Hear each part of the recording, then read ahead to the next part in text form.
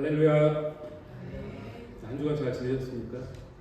우리 찬양, 아까 첫 곡으로 나의 사랑 어여쁜 자야 찬양을 하는데, 하나님께서 우리 각자 한 사람 한 사람을 얼마나 사랑하시는지 여러분들 정말 마음으로 깊이 느끼고 계십니까? 아가서에 보면 솔로몬이 술람미 여인을 사랑합니다. 그리고 그녀에게 고백하기를 너는 검지만 너무 사랑스럽다. 너무 아름답다. 우리의 정체성은 어떠합니까? 하나님이 우리가 사랑받을 자격이 있어서 사랑하신 걸까요? 우리는 교회 다니면서 은혜라는 얘기를 합니다. 은혜가 뭘까요? 자격 없는 자에게 주어진 선물이 바로 은혜입니다. 하나님이 우리에게 부어주시는 사랑은요, 우리가 검지만, 우리는 그럴 자격이 없지만 그대로 부어주시는 사랑이에요. 우리 각자 한 사람 한 사람. 우리가 그 사랑을 깊이 깨달은 만큼 우리는 더 주님께 있는 그대로 나아가고 회복이 됩니다.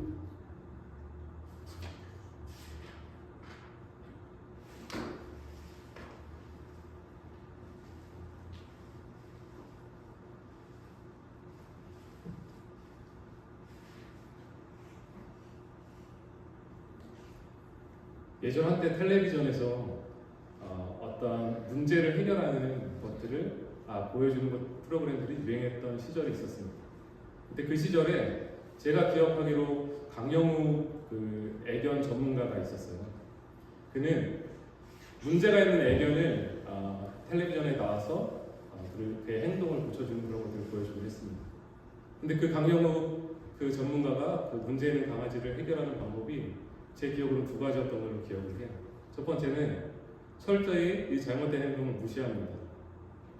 아니면은 두툼한 보호 장비를 입고 그 케이지에 들어가서 그 강아지가 으르렁거리고 주인을 물려고 하고 잘못된 행동을 할 때 더 큰 위협을 가합니다. 더 큰 위협을 가해서 마지막에 꼬리를 내리고 그 행동을 고치게 만듭니다.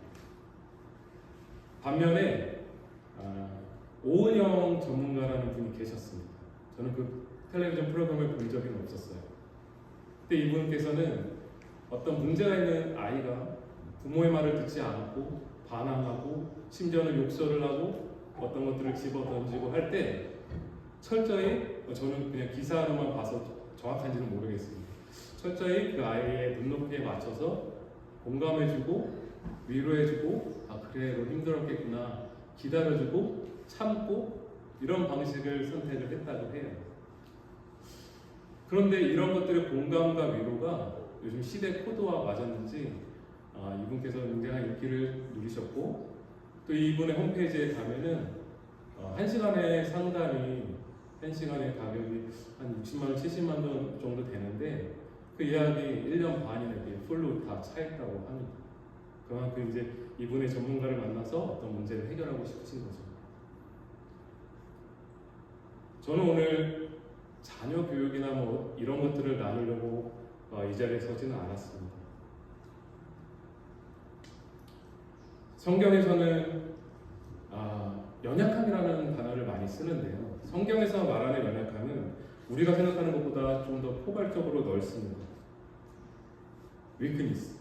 성경에서 말하는 위크니스는 우리의 신체적, 정신적인 질병과 장애, 과거 상처와 트라우마, 어떤 우울과 분노 같은 우리 성정에 자리 잡은 것들, 아니면 여러 중독, 죄의 습관, 잘못된 습관, 아니면 실질적으로 우리에게 닥친 재정적인 사회적인 위기, 미래에 대한 두려움, 불안, 후회, 어떤 과거에 대한 후회, 열등감, 비교의식, 탐욕, 왜곡된 사고방식, 이런 모든 것들이 성경에서 말하는 연약함에 포함됩니다.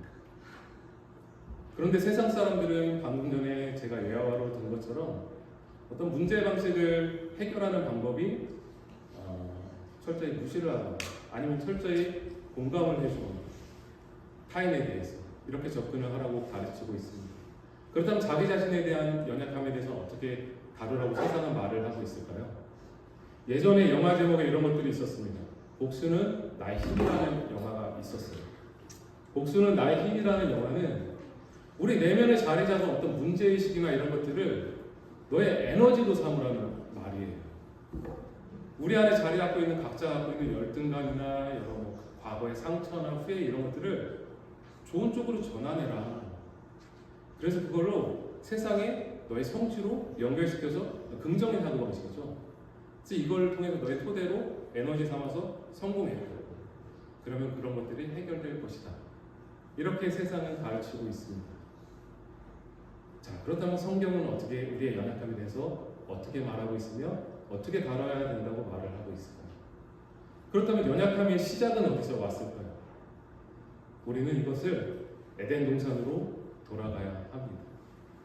우리의 연약함의 시작은 아담과 하와가 태초에 선악과를 따먹음으로 인해서 시작되었기 때문입니다. 우리의 연약함은 우리가 하나님을 떠나서 내가 신이 되고 싶어하고 내가 주인 되고 싶어하는 그 자리에서 시작되었기 때문에 우리의 연약함은 강력한 체인과도 같습니다. 처음의 시작은 하나님과의 단절, 죄로 시작됐고요. 그 다음에 우리의 연약함은 죄를 낳습니다. 이것이 성경에서 말하는 우리의 연약함입니다.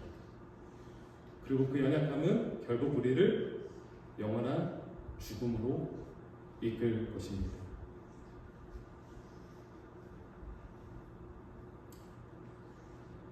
원죄, 어려운 말이죠. 교회에서 많이 듣기도 하고 우리가 선악과를 따먹은 그 원죄, 이것은 깊이 우리에게 자기 중심성을 갖다 주었습니다. 자기 내 사랑, 내 중심성, 모든 것들의 중심에 내가 있죠. 사실 생각해보면 우리의 여러 문제점 중에 극과 극이라고 생각하는 이런 문제들, 예를 들면 교만한 사람이 있고 어떤 사람은 열등감, 우울감에 사로잡힌 사람이 있다고 쳤을 때 성경에서 말하는 것들은 동일한 원인을 갖고 있다고 얘기를 해요. 결국 그 안에는 자기 중심성 때문에 내가 남들보다 높고 아니면 나는 피해자고 웅크려들고 나는 우울하고 결국 내가 하나님이 될 자리에 내가 자리 잡고 있기 때문에 시작되는 모든 것들의 문제입니다. 하지만 세상에서는 이걸 가지고 너가 좋은 결과를 낳으면 It's okay, 괜찮다, 그걸로 증명하면 된다라고 말을 합니다. 세상에서 성공한 많은 사람들이 과거의 여러 상처와 이런 거를 기반으로 성공했다는 거 우리 많이 봅니다. 성공 신화라고 하죠. 여러분 기업의 회장님들이 굉장히 극심한 가난한 시절을 딛고 일어섰다거나 아니면 앨런 머스크 같은 사람들이 어렸을 때 인간관계를 맺지 못하고 자기 생각에 골몰이 빠져서 지냈었는데 그걸 바탕으로 이렇게 성공을 했다거나 우리는 그걸 보고 많이 발치를 보냅니다. 하지만 성경에서는 그건 그대로 그 문제는 그 안에 우리 안에 자리 잡고 있다고 얘기를 해요. 저희 가정에 알게 된 어떤 백인 부부가 있습니다. 이 부부는 굉장히 명문가에서 태어나신 분들이에요. 그리고 남부럽지 않게 정말 성 같은 데서 쭉 사시고 요트도 몇 채, 배가 몇 채 있으시고 자동차도 수집을 하시고 이런 분입니다. 그런데 저희가 어떻게 알게 돼서 60대 이 백인 부부를 알게 돼서 기부를 하고 이분들의 마음의 헛헛함을 조금씩 표현을 하시고 복음을 전했어요. 그리고 같이 울면서 기도를 하고 계속해서 지금도 연락을 하고 지냅니다. 하지만 이분들은 바로 어저께도 저에게 이제 문자가 왔는데요. 이제 저한테 마음이 이상하다고 이렇게 연락이 왔어요. 무슨 일이냐라고 얘기를 했더니 이게 빅토리아에 사시는 분들인데 최근에 어떤 친구가 갑자기 죽었다는 거예요. 근데 그 친구의 죽음을 애도하러 갔대요. 그 자리에. 그랬는데 저에게 보내기를 문자를 보냈는데 이 친구가 얼마나 대단한 사람인지 저에게 막 소개를 하는 거예요. 업계 갓파더, 대부고 이 사람이 어떻고 갔는데 요트가 죽은 자리에 요트가 막 타러 온 사람들이 있고 하물며 이분은 저에게 이렇게 얘기를 했습니다. 제가 본인 사진까지 보내면서 이 별장 성 같은 곳에 이제 애도를 하러 가서 이곳이 지금 자기가 갔다 온 곳에 대해서 영어로 이렇게 얘기를 하더라고요. The celebration of the life. 이 사람의 삶을 축하해주고 영어로 이렇게 표현을 하죠. 근데 저는 그 단어에 대해서 참 모순을 느꼈습니다. 우리 삶에 대해서 뭘 축하를 합니까? 그 사람이 이미 죽었는데. 남은 사람들은 칭송합니다. 이 사람 얼마나 멋있게 살았고 무슨 뭘 가졌고 그 사람은 이미 죽었어요. 그리고 사람들은 말합니다. 좋은 곳에 가셨을 거라고. 멋있게 살았으니까 됐다고. 아, 저 사람 대단한 사람이었다. 하지만 성경은 말합니다. 우리가 죽으면 예수님 역시는 우리에게 답이 없어요. 그 사람은 어디로 갔을까? 우리는 그 답을 알고 있지. 우리 교회 이름이 밴쿠버 소망의 교회입니다. 우리에게 참된 소망은 예수 그리스도밖에 없습니다. 여러분 이것을 믿으십니까? 제가 사는 아모츠코드에 밀레이크라는 공원이 있어요. 그래서 제가 가끔 시간이 나면 산책을 하곤 하는데 이번 주에도 산책을 한번 할 기회가 있었는데 바닥에 너무나 이쁘게 산책로가 꽤 긴데요. 가운데 호수를 끼고 바닥에 너무나 이쁘게 분필로 사람들이 누군가가 작품을 그려놨더라고요. 어떤 멋있는 태양도 그려놓고 색깔별로 알록달록하게. 그런데 그것들이 뭐 발자국도 그려놓고 사람도 그려놓고 너무 귀여운 캐릭터도 그려놓고 했는데 이제 그걸 보면서 걸어가는데 단어가 조금씩 있었어요. Hope, King of King. 무엇을 말하고 싶었던 걸까요? 예수님을 전하고 싶었던 거예요. 누군가 사람들이 산책하는 곳에 우리에게 참된 소망이 있습니다. 여러분, 우리의 발자국 어디로 가고 있습니까? 그걸 누군가가 말해주고 싶었던 거예요. 우리는 연약한 인생입니다. 우리 모두는 연약합니다. 죄로부터 시작된 이 연약함이 우리를 결국 끌고 가는 곳은 멸망입니다. 사망입니다. 우리가 어떻게 살았건 상관없이. 그런데 우리에게 유일한 소망이 있습니다. 참된 소망은 길과 진리 생명 되신 예수님 뿐입니다. 성경은 예수님께서 완벽한 하나님이신과 동시에 완전한 인간이셨음을 강조합니다. 그 말은 무슨 말이냐면 예수님이 우리가 느끼는 모든 연약함을 직접 다 경험하셨다는 말이에요. 우리가 느끼는 감정적인 슬픔, 어려움, 혼돈, 배신당했을 때 받는 상처, 모든 것들을 예수님은 동일하게 느끼셨다는 말입니다. 그리고 예수님이 태어나셨던 환경과 가문과 지방과 예수님이 외모와 이런 것들은 어땠는지 우리가 한번 생각을 해봅니다.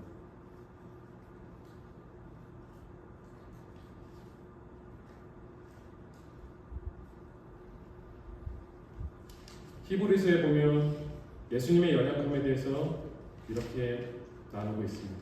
우리에게 있는 대제사장은 우리의 연약함을 동정하지 못하실 이가 아니요 모든 일에 우리와 똑같이 시험을 받으신 이로되 죄는 없으십니다. 이 연약하신 예수님은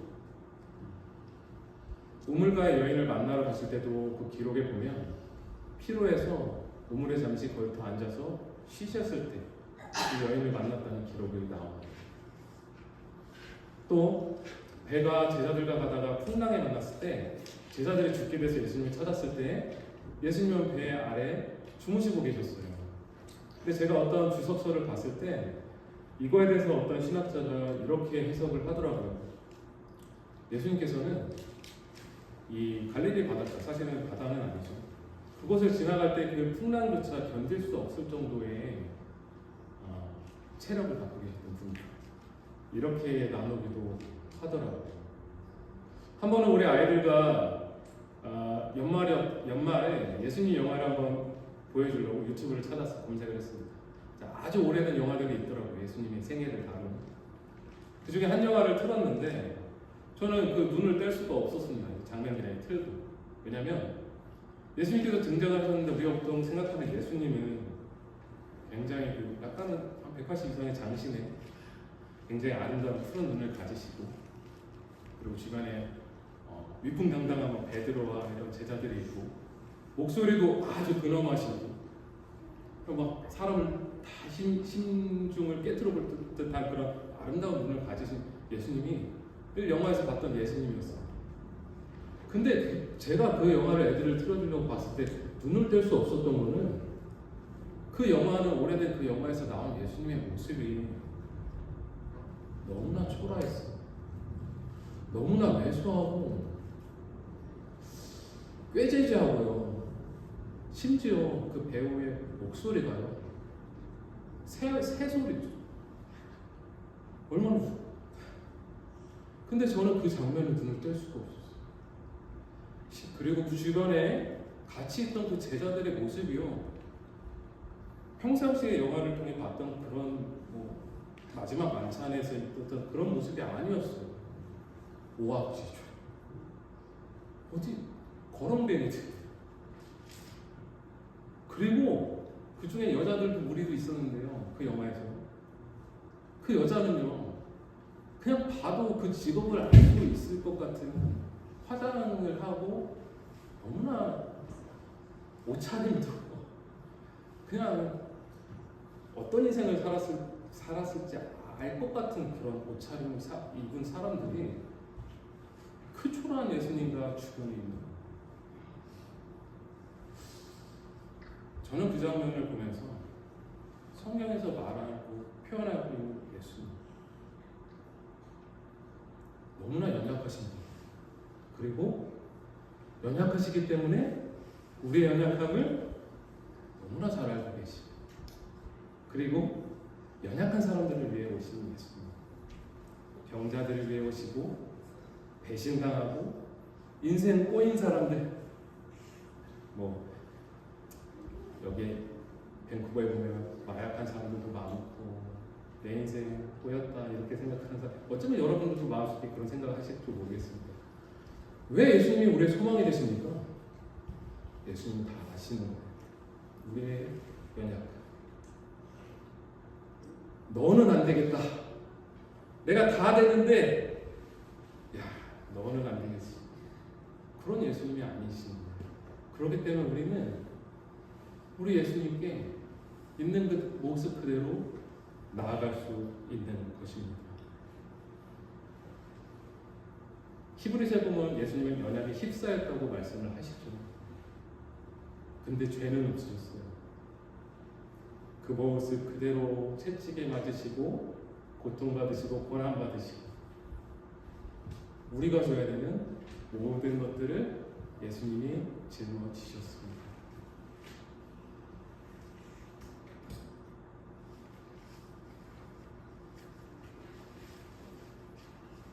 제가 한번 생각해보면 저를 예수님께로 이렇게 한 걸음 한 걸음 인도했던 것들은 어떤 저의 대단한 순종이나 결단이나 기도를 많이 하고 하나님을 헌신하고 주님을 사랑하고 이런 것들이 아니었던 것 같아요. 오히려 저의 실패, 연약함, 상처, 타고난 기질, 내가 어떻게 잘 쉽지 않은 나의 어떤 남들에게 드러낼 수 없는 그런 것들이 더 징검다리가 돼서 저를 주님께로 더 인도하는 역할을 하게 되더라고요. 성경을 살펴보면 예수님을 만났던 모든 사람들은 연약한 사람들이었습니다. 창세기 12장 1절에 보면 아브라함을 부르시죠. 너는 너의 본토 친척 아비집을 떠나 내가 너에게 지시할 땅으로 가. 그리고 내가 너를 저주하는 자에게 너를 축복하는 자에게 축복하고 너를 저주하는 자에게 저주하니 너는 복의 근원이 될지라는 말씀하시는데, 아브라함은 그 말씀에 전적으로 순종하지 못했습니다. 본토를 떠났지만 아비를, 친척을 떠나지 않았고요. 그리고 바로 하나님께서 인도하신 가나안 땅으로 가지도 않았고 하란에서 머물렀습니다. 그러고 보면 아브라함은 타고난 성경 자체가 두려움이 많았던 사람 같아요. 그에게는 아름다운 부인이 있었는데요, 자기가 새로운 땅에 들어갈 때 그 땅의 왕이 자기 부인을 뺏어갈까봐 미리 막 오버싱킹을 하는 거죠. 그래서 아내한테 넌 가면 내 무이라고 거짓말해라 라고 얘기를 해서 그곳에 들어가는데 그 걱정처럼 이런 일이 벌어집니다. 그리고는 그 왕이 아내를 자기 부인으로 삼으려고 데려가죠. 근데 거기에 대해 나서서 뭐라고 한마디 할 법도 한데 아무 말도 못하고 그냥 움켜들고 하나님과 해결해 주십니다. 그런데 그런 일이 한 번 또 일어나요. 우리 믿음의 조상이라고 하는 아브라함의 연약함이죠. 두려움이 많았던 사람. 그뿐만이 아닙니다. 성경에 많은 사람들, 특히 모세는 우리가 온유한 마음이 그만큼 온유한 사람이 없었다고 할 정도의 그런 지도자였습니다. 근데 하나님께서 모세를 80세에 부르셨을 때 말하는 자로 부르셨잖아요. 하나님의 말씀을 대언하는 자로 부르셨는데 모세는 말하기를 나는 말을 하지 못하는 사람이라고 얘기를 해요. 말을 하지 못하는 사람을 말하는 사람으로 세우셨습니다. 그의 연약함 아시는 주님께서 그를 말하는 자로 세우셨어요. 예수님의 공생의 기간에 만난 모든 사람들을 보면 다 연약에 휩싸인 사람들이었습니다. 몸이 아픈 사람들, 가난한 사람들, 그 중에 삭개오도 있었죠. 삭개오는 뽕나무밭에 올라갔던, 예수님을 만나려고 뽕나무밭에 올라갔던 사람인데 성경은 그에 대해서 기록하기를 그는 키 작은 삭개오, 우리 어린아이들도 다 알고 있죠. 그 신체적인 열등감, 컴플렉스 이런 것들이 어쩌면 그를 성공으로 이끌었을지도 모르겠어요. 어떤 탐욕이나 내가 이런 걸 통해서 돈을 많이 하면은 내 어렸을 때부터 뭐 이런 걸 보상심기랄까 세상에서는 그걸로 잘 됐다라고 얘기할지 모르겠습니다. 하지만 예수님은 그에게 찾아오셨습니다. 베드로는 어떻습니까? 우리가 잘 아는 예수님의 수제자 베드로. 그의 본명은 시몬인데 시몬의 뜻은 갈대라는 뜻을 갖고 있습니다. 그 이름의 본명의 뜻대로 그는 정말 자기의 감정과 혈기와 어떤 상황에 따라서 쉽게 흔들리는 사람이었어요. 근데 예수님께서 그를 처음 만나셨을 때 시몬아, 이제 내가 너를 베드로로 하겠다.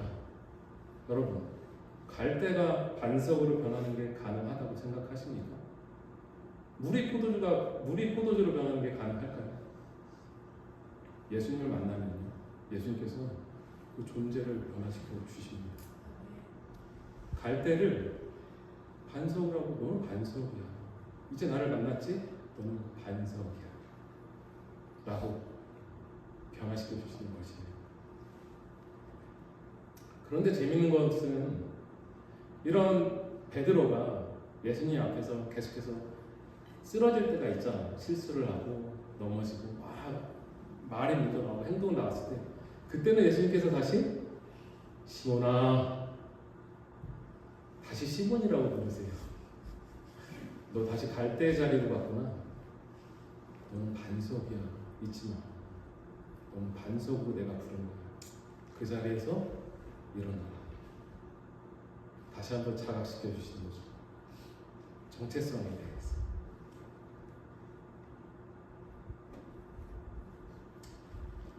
베드로의 가장 큰 실패의 순간, 예수님을 3번 부인했죠. 그리고 예수님이 돌아가시고 나서 그는 디베랴 바닷가, 갈릴리 바닷가로 가서 다시 물고기를 잡고 있었습니다. 아까 전에 목사님께서 기도하실 때 말씀하셨듯이 그 자리에 예수님께서 찾아오십니다. 그리고 어김없이 시몬이라고 부르십니다. 시몬아, 네가 나를 사랑하느냐? 괜찮아. 알아. 너 갈대인 거 내가 알고 너 부른 거야. 일어나. 내가 너 연약함 그걸로 너 버리지 않아. 그 자리에서 일어나라. 그리고 내 양을 먹이라. 그 말은 무슨 말씀인가요? 바로 그 자리에서 소명을 주세요. 제 아내의 이름이 소명인데요. 연약한 그 자리에서, 실패의 그 자리에서 바로 소명을 주세요. 놀라운 말씀이시죠.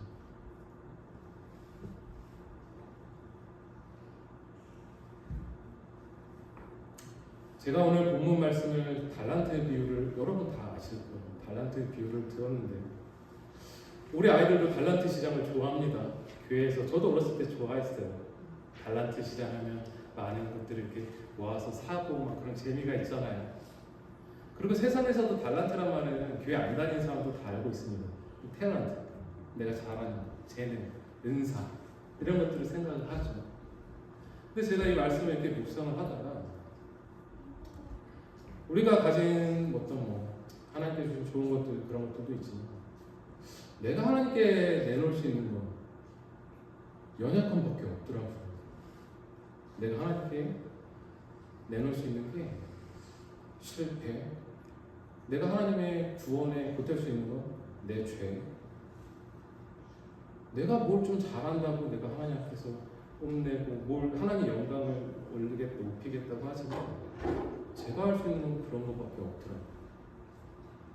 그런데 참 놀랍게도 성경을 보면 주님께서는 그런 연약함을 들어서 사용하시는 모습을 봅니다. 우리가 주님 앞에 제사를 드리고 주님께 예배를 드릴 때 두 사람이 나오셔서 예수님께서 말씀하셨죠. 어떤 사람은 내가 이런 일을 했습니다. 바리새인 앞에 가서 손들고 내가 주님을 위해서 이런 구제를 했습니다. 내가 이렇게 율법을 지켰습니다. 이렇게 했습니다. 뒤에서는 어떤 사람이 세리가 가슴을 퍽퍽 치기만 합니다. 말도 못해요. 말도 할 수가 없어요. 주여, 주여, 나는 죄인입니다. 예수님이 분명히 말씀하셨죠. 이 세리가 이날 구원을 받았다. 우리가 주님 앞에 들고 나갈 것이 무엇인가 생각해 보면 우리의 연약함밖에 없다는 생각이 참 하게 되었습니다. 신앙의 성숙이란 어떤 걸까요? 내가 연약함을 아는 것만큼 신앙은 성숙되는 것 같습니다. 우리 첫째 딸 소피아가 정말 재밌는 표현을 하더라고요. 아침에 빨리 일어나 학교가 이렇게 깨우는데 자기야 몸의 껍질을 깨야 지금 일어나겠다. 몸의 껍질을 깨야. 무슨 말이야? 기지개를 그렇게 표현하더라고요. 몸의 껍질을 깬다. 기지개를 펴야 몸의 껍질을 깨야 자기가 잠자리에서 일어나겠다. 재밌는 표현이다 생각을 했어요. 우리의 신앙이 주님 앞에 나아갈 때 우리의 신앙이 껍질을 깨기 위해서는 내 무능, 내 죄성, 내 연약함을 깨닫는 만큼 그 신앙이 성숙해 가는 것 같습니다. 우리가 말씀과 기도를 봐야 된다. 우리 아이들도 지금 너무 감사하게도 아침에 일어나서 기도를 시작했고 그걸 기록하고 성경 암송을 시작을 했어요. 얼마나 감사한지 모르겠습니다. 그런데요, 우리가 왜 기도와 말씀을 봅니까? 그리고 누가 기도와 말씀을 그렇게 아침에 일어나서 하게 됩니까? 어떤 동기로? 대단한 사람이? 믿음 좋은 사람이? 성실한 사람이? 아니요. 내가 아무것도 아닌 걸 아는 사람, 기도의 자리로 갈 수밖에 없습니다. 그 아침에 졸리는데 새벽에 일어나서 무릎 꿇어서 내가 예수님 없이는 오늘 하루를 살아갈 수가 없습니다. 주님, 저는 예수님 없이는 살아갈 수가 없습니다. 내 타고난 기질도 악하고요. 내 죄는 주님이 저 도와주시다면 저는 아무것도 못해요. 주님의 말씀의 빛으로 나를 교훈하시지 않으면 저는 아무것도 깨달을 수가 없는 우둔한 자입니다. 이걸 아는 사람이 말씀과 기도의 자리로 갈 수밖에 없는 것입니다. 어떤 목사님께서 이런 간증을 하시는 걸 들었어요. 그 목사님께서 새벽 예배 때 기도를 하시는데 갑자기 주님의 음성이 들려오셨대요. 네, 종아. 깜짝 놀랐어요. 네, 주님. 내가 너에게 너무나 큰 선물을 주었다. 선물이요? 무슨 선물입니까, 주님? 네 어린 시절을 너에게 주었다. 그 목사님이 자리를 박차고 일어나서 집으로 가버리셨대요. 그리고 며칠 동안 기도가 안 나오셨대요. 이분은 아마 성함을 얘기하면 아시는 분도 있으실 목사님인데 아주 그 가난한 시골에서 폭력적인 그런 가정에서 상처 깊은 그런 어린 시절을 정말 너무나 힘들게 살아오셔서 고등학교 때 예수님을 만나시고 이 자리까지 오신 분이에요. 그런데 그런 분한테 하나님께서 내가 너한테 선물을 줬대. 어린 시절 그 아픔, 이 화날만 하죠. 근데 이분이 며칠 지나고 좀 감정이 내려가고 나서 생각해봤대. 그러고는 수긍이 되더래. 내 아픔과 내 상처와 내 부족함이 나를 주님께로 인도했고, 그것이 내가 지금 이 자리에서 다른 사람들을 공감하고 이해하고 다른 사람들의 상처를 만져줄 수 있는 재료가 됐구나. 그걸 알게 되셨대요. 죄송합니다만 제 아내 얘기를 한번 하겠습니다. 제 아내가 고등학교 때 예수님을 만났어요. 그리고 지금 하루에 매일 쉘터 3군데를 가서 예수님을 전하고 있죠. 근데 그 사람들을 만났을 때 하는 말하는 레퍼토리가 늘 정해져 있어요. 처음 보는 환자한테, 마약 중독자한테, 너 예수님 믿니? 예수님 아니? 그러면서 얘기를 하는 거예요. 나도 너처럼 절망적인 인생이었어. 예수님이 찾아오셨어. 예수님 내가 만나지 않았으면 나도 답이 없었구나. 내가 얼마나 웃음도 없고 인생에 희망도 없는데 예수님을 만났거든. 너도 예수님을 만나니? 이렇게 얘기를 늘 한다고 합니다. 근데 어떤 중독자는 이제 그 얘기를 듣다 보니까, 그래? 너 별 몇 개 있는데 너 깜빵 몇 번 갔다 왔는데 하도 내 인생이 얼마나 바닥이었고 이렇게 얘기를 하니까, 나 감옥은 간 적 없는데 그만큼 내 인생이 힘들었어, 그렇게 대답을 했다고 해요. 우리의 연약함, 우리의 상처는요, 그대로 두면 우리를 사망으로 끌고 가지만 주님께로 가져가면 놀랍게 주님께서는 이걸 통해서 엄청난 작품을 만들어 주십니다.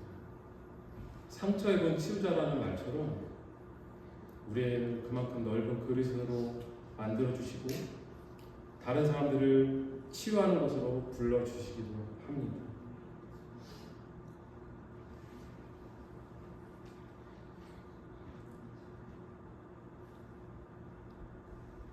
오늘 본문 말씀을 보면 한 달란트 받은 사람은 주인이 언젠가 돌아올 것이라는 사실도 알고 있었습니다.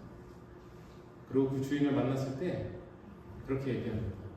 나는 이 달란트를 땅속에 묻어두었다. 그러자 주인은 악하고 게으른 종아라고 혼내시죠. 그리고 그 마지막에 내쫓으십니다. 우리는 어쩌면 신앙생활을 하면서 이런 말들을 하고 믿고 사는지도 모르겠어요. 아무리 예수님을 믿어도 사람 변하지 않아. 그대로 그 성정 기질 그대로 갖고 가는 거지. 다 그런 거 아니겠어? 그 상태로 믿는 거야. 근데 주님께서는 분명히 말씀하십니다. 그것을 땅에 묻어두지 말고 내게로 가져오라고 말씀하십니다. 우리가 땅에 묻어두지 않고 주님께로 가져갈 때 그것을 놀랍게 사용하셔서 우리에게 소명을 주시기도 하시지만, 반대로 우리가 그저 이것을 땅에 묻어두고 하나님 앞에 섰을 때, 저는 주인이 굳은 사람인 줄 알았습니다. 이렇게 얘기를 하죠. 저는 하나님이 엄한 하나님인 줄 알았어요. 그래서 뿌리지 않은 데서 거두고 심지 않은 데서 거두고, 그 말인즉슨 전지전능하신 하나님이시잖아요. 내가 뭐 해서 이걸로 뭘 가져가시고, 하나님이 원하시면 뭐든지 다 가져가실 수 있으시잖아요. 하나님께서 말씀하시죠. 너가 오해했다. 우리 하나님은 우리와 무언가를 하길 원하시는 분이세요. 그리고 우리가 그 기쁨에 참여하길 원하시는 하나님이십니다. 그리고 또 하나님께서 오늘 이 본문에 주인이 나와서 이렇게 얘기를 하죠. 만약에 너가 나를 정말로 두려워했더라면 너가 이거를 갖고 있지 않고 다른 사람한테라도 맡겼어야지. 그 말은 무슨 말이냐면, 말은 하나님을 내가 두려워해서 이렇다, 내가 이대로 꽁꽁 마음에 품어뒀다라고 얘기를 하지만 실제로는 하나님을 두려워하지도 않았던 거예요. 이 마음 속에서는 어찌 보면 주인을 만나서 내가 이렇게 하면 넘어가겠지, 이런 아니란 생각을 갖고 있었는지도 모르겠습니다.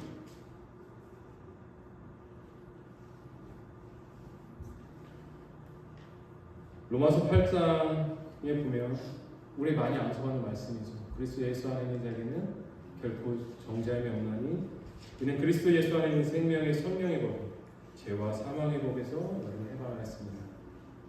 율법이 육신으로 말미암아 연약하여 할 수 없는 그것을 하나님은 하시나니 우리의 연약함, 우리가 하나님을 따라갈 때, 우리가 성령의 생각을 쫓을 때 주님께서는 그것을 그 자리에 그대로 이대로 괜찮아가 아니라 그걸로 반성, 강함으로 만들어 주십니다. 육신에 있는 자들은 하나님을 기쁘시게 할 수 없느니라. 만일 너희 속에 하나님의 영이 거하시면 너희가 육신에 있지 아니하고 영에 있나니 누구든지 그리스도의 영이 없으면 그리스도의 사람이 아니라.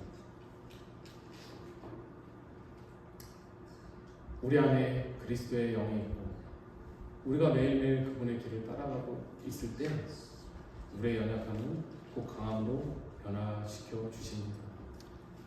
그리고 매일 성실하게 말씀과 기도의 자리로 나아갈 때 주님께서는 우리의 회개의 자리에서 우리를 꾸짖고 너 그만하면 됐다 이런 분이 아니시고 다시 그 자리로 회복의 자리로 손잡고 일으켜 주시는 그런 우리 좋으신 하나님을 고백할 수 있습니다. 오늘 말씀을 마치며 우리 기도하길 원합니다. 우리가 땅속에 묻어놓은 우리의 연약함은 무엇입니까?